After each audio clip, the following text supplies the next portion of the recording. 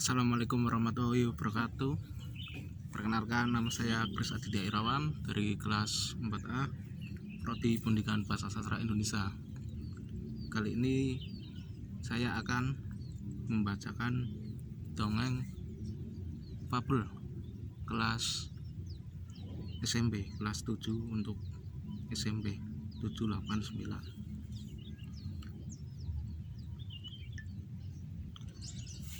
Judul dongengnya adalah Naga Mencari Teman. Alkisah, hiduplah seekor naga. Tubuhnya berwarna hijau. Berwarna hijau macam lontong ya.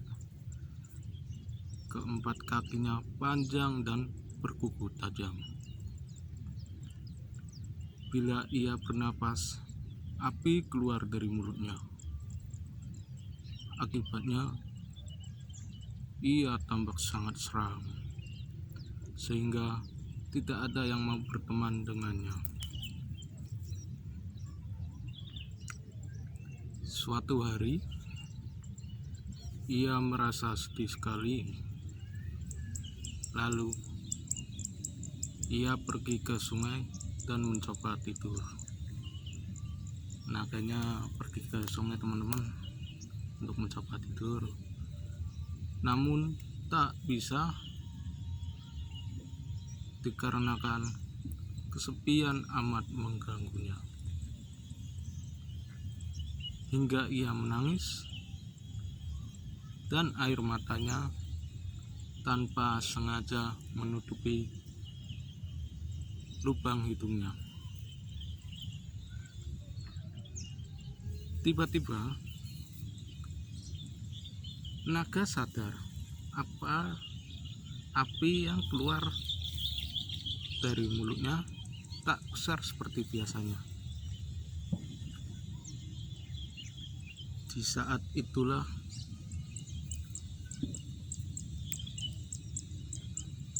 seekor burung murai melihat kejadian tersebut, lalu dengan rasa takut ia mendekati naga dan bertanya,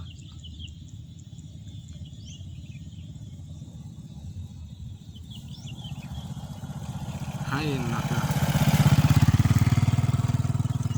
mengapa engkau terlihat begitu sedih?" Lalu naga menjawab, "Aku tak punya teman. Sepertinya semua takut kepadaku. Jadi, aku merasa amat kesepian," sahut naga. "Seharian ini baru kamu yang mau berbicara denganku, murai." Lalu murai berkata, "Kau tahu, aku berani mendekatimu karena air matamu mengecilkan api yang keluar dari mulutmu."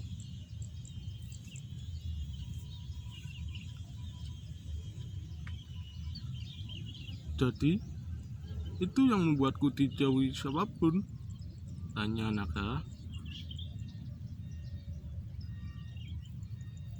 "Mengapa kau tak berendam saja di air sungai itu?" kata murai. "Dengan begitu, mungkin api di mulutmu akan padam." Mendengar saran murai itu, naga kian sedih dan berkata, "Aku takut tenggelam, murai, dan aku tak bisa berenang." Ia malah ditertawakan oleh murai yang memberi saran itu. "Hahaha, hahaha, benamkan saja kepalamu ke dalam air sungai itu. Lalu angkat setelah berapa lama," sahut murai memberikan saran ke naga. Naga lalu menuruti apa yang dikatakan murai. Dia langsung membenamkan kepalanya ke dalam air sungai. Setelah beberapa lama, diangkatnya kepala dari air, lalu dihembuskan nafas kuatnya. Ternyata tak ada api yang keluar. Tak lama kemudian, saat bernafas, naga kembali mengeluarkan api yang besar. Bahkan nyaris membakar burung murai jika tidak cepat menghindar. "Apa yang kau lakukan, naga?" seru murai marah terhadap naga. "Maafkan aku tidak sengaja," kata naga memohon. "Ternyata mulutmu masih tetap menyemburkan api, naga." Lalu murai menyarankan naga, "Hanya ada satu cara untuk memecahkan masalahmu itu, naga. Engkau harus menemui si bijak burung hantu. Ia pasti akan memberimu jalan keluar, naga." Lalu naga menyetujui usulan murai. Lalu ia langsung bergegas pergi ke tempat burung hantu berada. Setelah menempuh perjalanan beberapa saat, akhirnya mereka sampai di rumah burung hantu.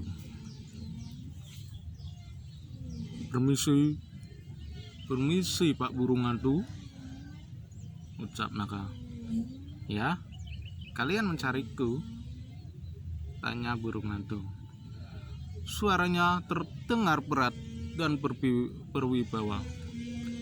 "Benar. Menurut sahabatku, kau dapat menolong permasalahanku, burung hantu,"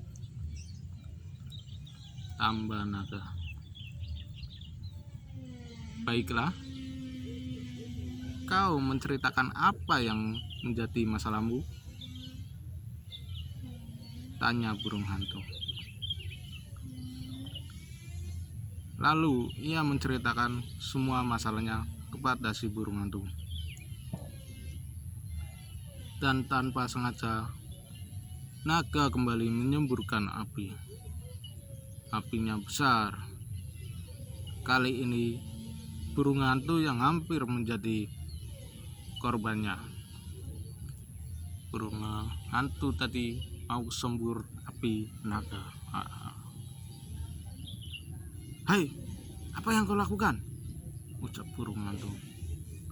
Karena naga dianggap mencelakakan dirinya, burung hantu pun marah. Dia menyuruh naga bergegas pergi dari sini. "Pergi sana burung hantu, pergi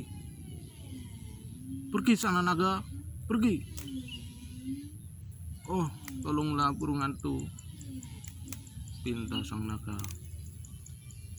Lalu dengan nada marah burung hantu menjawab, "Tidak, aku tidak mau membantumu."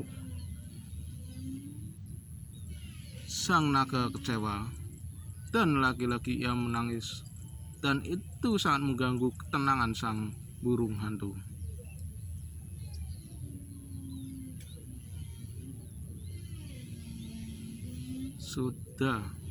Sudah jangan menangis. Aku tak mau menolong jika kau terus menangis. Sekarang pergilah ke utara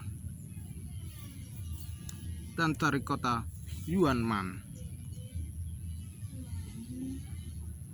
Naga habis dimarahi lalu pergi ke kota Yuanman. Tanpa banyak tanya lagi, naga langsung menuju utara untuk mencari kota Yuanman. Sudah berhari-hari dia terus berjalan ke arah utara. Dia sangat ingin segera sampai di kota tersebut. Terus berjalan sehingga sampai ia di daerah yang bersalju. Akhirnya naga melihat kota Yuanman yang bersalju dan berkabut. Di kota dia mendapat seorang anak kecil yang kedinginan akibat cuaca bersalju di daerah itu.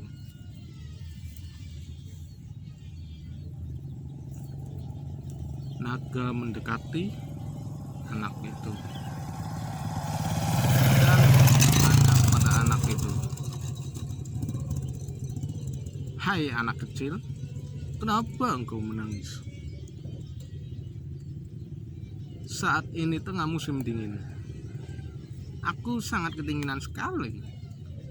Dan orang tuaku tidak punya kayu bakar untuk perapian.